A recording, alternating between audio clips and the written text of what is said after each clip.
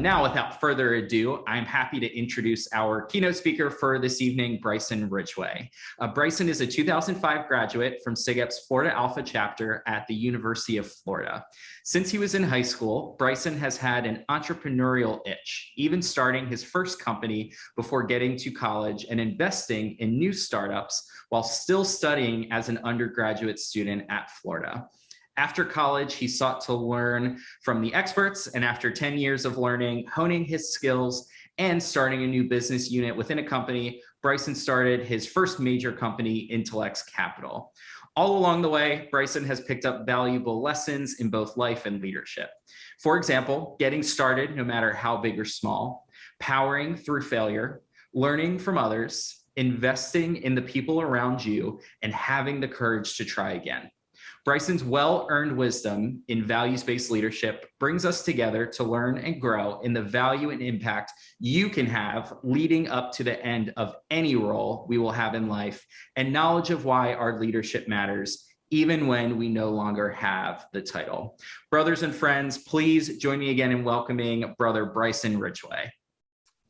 Well, thank you, Pat, for that kind introduction. So real quick, we're going to be, let's stay focused, because this is going to be really 5 to 6 minutes, and then we should have a really rich discussion afterwards. First and foremost, I'd like to start with the end in mind. We're going to close with 2 questions that I think everyone here should ask themselves, and it will give us a good point of reflection. But I want to mention it in the beginning, so while we're talking about it, you have an opportunity to think about, what your answer might be to those questions, given the context of this 5-minute discussion in the beginning.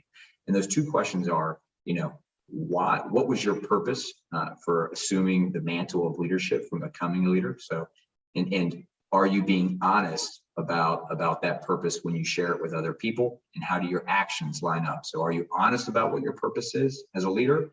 And do your actions match up? Are they consistent with what that stated purpose is? So really 3 legs to the conversation here today. One is, let's define what authentic leadership is. The second is, why is authentic leadership important? And then the third are a couple of character traits that we could look to exhibit that would put us on the path of being an authentic leader. So first, let's define authentic leadership. And I like, whenever defining things, I like to say, hey, here would be the criteria, and then talk about, what it would look like to do that and what it would look like to not do it, because it gives you some good context. So, the criteria for an authentic leader is someone who is honest about their purpose. And the second is they have actions that are consistent with that purpose, particularly over the intermediate to long term, right? So honest about your purpose and consistent actions that support that purpose. That's an authentic leader. Let's break down let's examine the opposite for a second. Let's say that you, instead of being honest about your purpose, you are dishonest about your purpose, right? So you might say that your purpose is to help an organization, but really lurking in the background is just a desire to, promote ego, status, could be greed, could be any number of things. But your true purpose isn't to, say, help an organization, the organization that you're looking to lead. And then the second part is, their actions are not consistent with that stated purpose. And I would term that as a deceptive leader. So on one side, you have an authentic leader. On the other side, you have a deceptive leader. And I think there's kind of an interesting point to bring that home. Let's talk about, why authentic leadership is important. But first, why do we join groups at the end of the day, right? As an individual, we have complete autonomy over what we do. When you join a group, you lose a little bit of autonomy. But in return, everyone joins a group because they find it to be a value proposition. If I join this group, I will be better off than I am now, right? We joined SIGEP because we believe that SIGEP would enhance our lives. We didn't join SIGEP because we felt like it would detract from it. Same thing when you go to a university. Same thing when you go join a company one day. Same thing when you're part of even when you're part of a philanthropic organization. You get something in return, whether it be joy of giving back, whatever it might be. So everyone joins groups because they find benefit in joining that group. So why is it important for a leader to be authentic? Well, if you think about, how do potential members learn about that benefit, about the shared objectives, about the mission of an organization? to enable them to determine whether or not that group will be beneficial to them? Well, they look to the leadership and they look to the message that the leadership sends. And so it's important for leaders to be viewed as authentic. So when they share that mission, people look at it and they say, hey, this mission is attractive to me. It's going to be beneficial. And I believe that leader. So I will join this organization and I'll put my time and my resources into it to make it better. So going back to authentic leader and a deceptive leader, the reason why I say deceptive is nobody ever has been a leader of a successful organization that says, hey, if you join my organization, you will be worse off, right? Nobody has ever done that. People say, if you join this organization, if you're a part of this group, you will be better off, right? Given your options. And so that's why I say authentic versus deceptive. The deceptive person tells people that they'll be better off, right? Here's my purpose, right? But their true purpose is not in alignment. So they're not being authentic and their actions don't line up. So let's look at two real world examples, of that, where Ukraine and Russia have, there's a war going on in Ukraine right now. Ukraine's President Zelensky, the Russian President, Vladimir Putin, right? Zelensky, his stated purpose, right now, priority number one is preserving the freedom and liberty of Ukrainians. And let's look at his actions, right? He's had an opportunity to go to a safe house in other countries, to leave Kyiv, he doesn't need to be there in the middle of all the action, but he's risking his life by staying in the country. But he knows that because it's important to the purpose, and so his purpose is very compelling for Ukrainians, and his actions match up with it. And I would bet, as this all settles out, and hopefully it's a good outcome for Ukraine, Zelensky's his rating as an authentic leader is going to be sky high. Let's look at Putin for a second, right? Putin, the leader of any country, their primary objective is to protect their citizens and improve their quality of life, right? Nobody elects a president. Now, whether or not it's elections, it's a different story, but that kind of gets to the heart of the issue. Nobody elects a president that's going to put them in a worse off position. So Putin, telling his people, hey, we're going here to denazify a country. We're going here on a special operation. It's not a war. Well, the actions and the reality of the situation is just very different than what his stated purpose is. And because of that, his authentic, believability, how much people support him is going down, right? And so now he was, maybe 3 months ago, he was in a country where not too many people, he wouldn't be all that concerned about somebody wanting to overthrow him. I am sure right now he's thinking about it on a day-to-day, hour-to-hour basis. I don't know who might want to overthrow me given how dire the circumstances are. So that's how valuable authentic leadership is, not only to the organization, but to the viability of the leader as an individual. So let's do a little recap. We had three legs of the conversation. First part was define authentic leader. So someone that's honest about their purpose and their actions match up. Then we talked about why authentic leadership is important to an organization. Let's talk about two character traits that we could pick that would support, would help us become more authentic leaders. And look, you could pick, if you go type in authentic leadership online, you could find lists of 50 different character traits. Just the same as you could type in, how do I become a virtuous person, and you could find 50. I like to keep things simple, and I like to try to isolate the character traits or the habits that, if you do them well, they lead to other positive character traits that just kind of further promote you realizing that objective. And so this objective would be being an authentic leader. And I think there's two character traits that are critical in doing that. The first is honesty, right? So if you just say, hey, I am going to be honest about what my purpose is, I won't be deceptive. Well, if you say what you're thinking, like let's say you're being honest and you tell people, hey, my purpose is to improve my status or my ego, whatever it might be, probably not going to be a great sales pitch to your organization to make people want to A, have faith in you, put you in a leadership role, and then B, go accomplish the objectives that you stated to accomplish. So you would have to, that would be an internal regulator. You need to say, hey, look, I really need to reevaluate what my purpose is, because if I'm being honest, I'm not going to want to say that out loud. So being honest, I find, is just a great regulator for a leader to make good decisions, right, at the end of the day. The second one is really a mindset. It's stuck with me over 20 years. It's called servant leadership. The purpose if you are a servant leader, your purpose is to serve the organization, to promote the growth of the organization for the benefit of the members. And if you go in with that sort of mindset, I find it difficult for you not to be authentic, because you're really trying to promote the good of the organization. So two habits. One is honesty. The second is a servant leader mindset. Those, if you are focused on doing those and doing them well, they will certainly promote you being an authentic leader. And so, the questions that we started with, I'd like to ask you again. And I think after this conversation, I think, maybe grab a friend, at least at a minimum, reflect on it on your own, but truly ask yourself, what is your purpose for accepting the mantle of leadership in whatever organization you're in?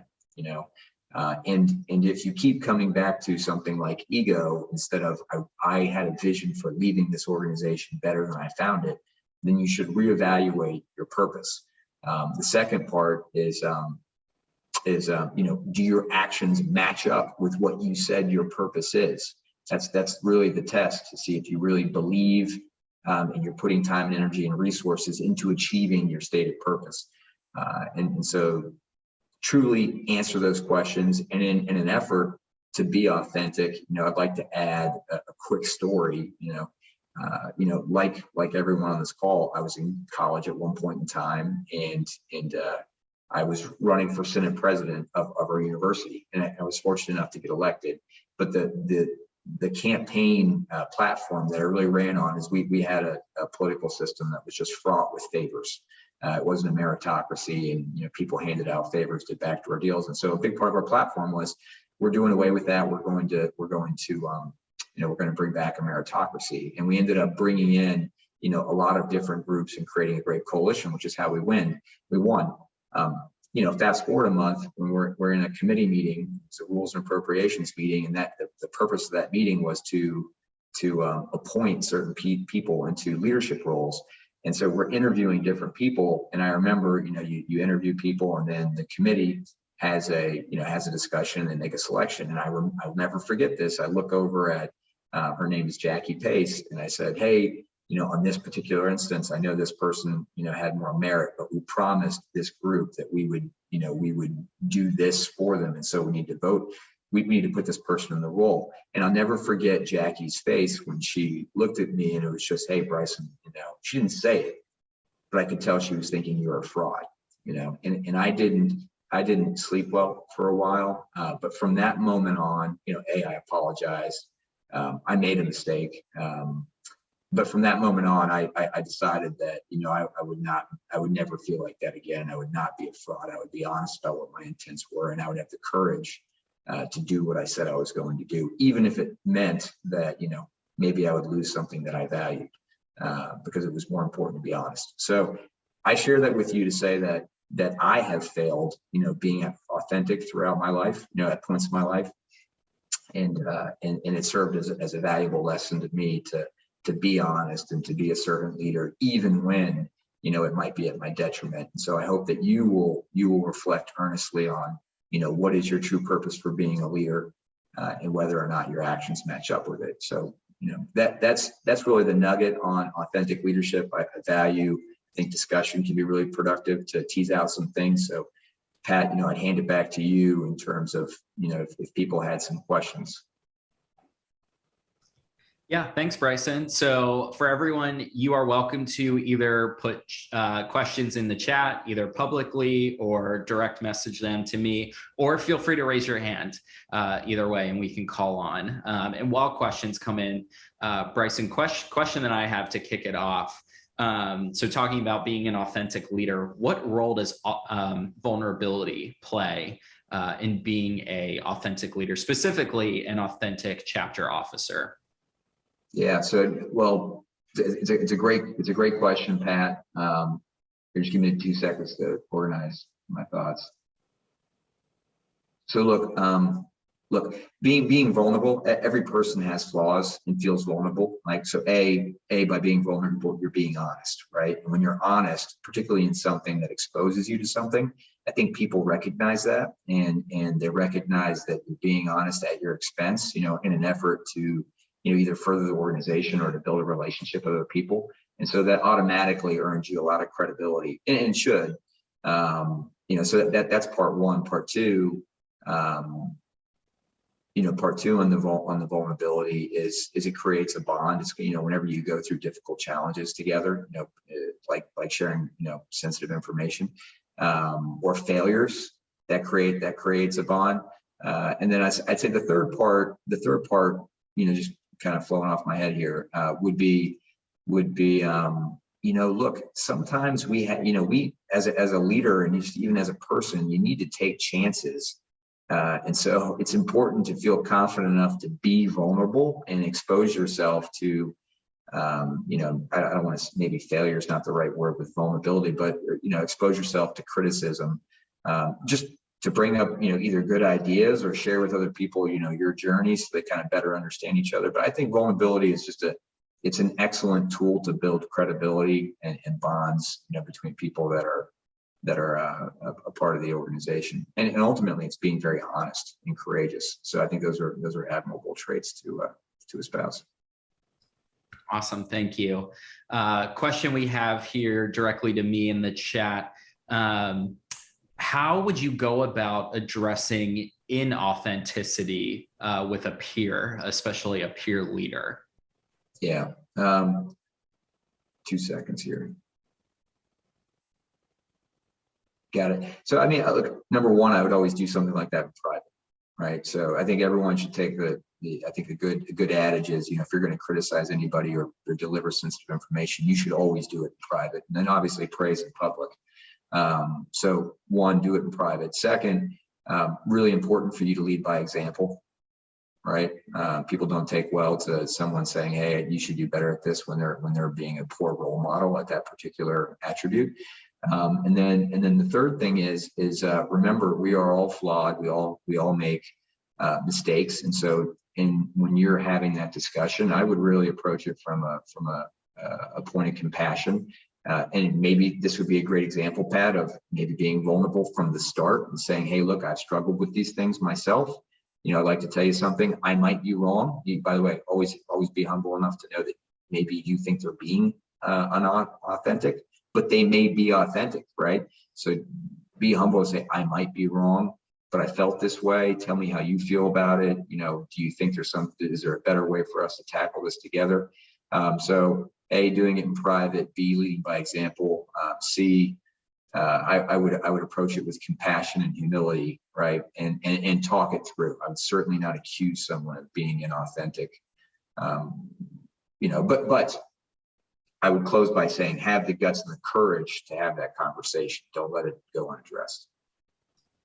Thank you. Next question we have here in the chat. It says, you discussed about how making a mistake caused you to feel inauthentic and the other lessons you learned from that experience. But what is your opinion about how owning mistakes promotes credibility? Yeah, owning, I would say it's interesting.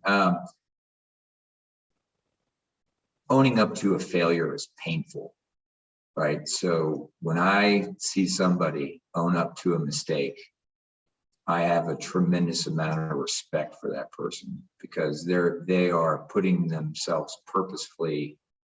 They're taking on pain. They're taking ownership of a mistake that they made. So I have a lot of respect for the person that does that, because they're exhibiting courage. Here's why I also have respect for that person: somebody that has the courage to own up to a mistake. They're going to feel that pain. They're not going to want to feel that pain again, and they're going to do everything they can to not make that mistake again. So by owning up to that mistake, they are one step closer to not make. They are certainly a better person, and they're one step closer to not making that mistake again. So getting better. There's just so many positive attributes that I could attribute to somebody that has the courage to own up to a mistake. And the great thing is other people will think more of you for it, and you will be better because of it, because you'll be forced to become, this is terrible English, right? Maybe I should get better at grammar, but more excellent, right? You will perform at a higher level because you have corrected air, and other people will hold you in a higher regard because of it. It's also very rare, and it's rare for people to have the courage to do it. And so when somebody does it, those people stand out, in my humble opinion. Thank you. Last question we have here before we move into breakout rooms. From your perspective, what are some additional actionable steps that can be taken to really foster an authentic environment, specifically within chapters? Yeah. So that's great. Look, first things first, be a role model, right? So be honest and be a servant leader. Second thing, so that's dealing with you us specifically as individuals. If I were to say the next most important step, and again, like I bet you if we all had a discussion, we could probably think of some better steps. But again, off the cuff, pretty high up there, I would say would be getting your leadership team together and talking about A, the answer to those two questions, and then B, things that A, maybe they start by being vulnerable and talk about, but I would say get a small group together and discuss, whether or not we're being authentic. I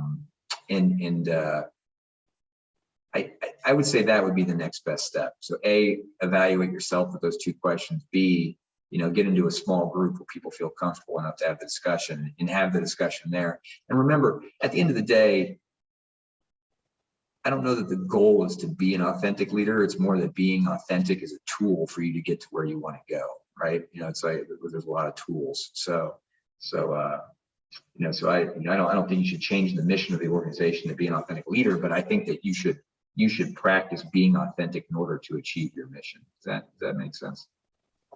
Absolutely. Well, thank you, Bryson, for answering the questions. Anything you would like to add or end this section with? No, well, yeah, you know what? I will say this. I just want to thank, Pat and Stacy and the headquarters. That look, from everybody, I think SIGEP just does a fantastic job, and it's discussions like this and the quality of people they have that make a big difference. So just, always honored to be a SIGEP. I think we just had such a great group of people and brothers. It's been an amazing organization. And a little bit off topic, but I would compel everybody as they graduate to remain involved, because it's, it would be silly to lose such a valuable group, as you graduate college, continue to be connected. But go out there, go get them. You guys are already crushing it. That's why you're in this leadership program. It's just, getting to the next mountain summit, right? So have fun getting to that next summit. Enjoy the journey.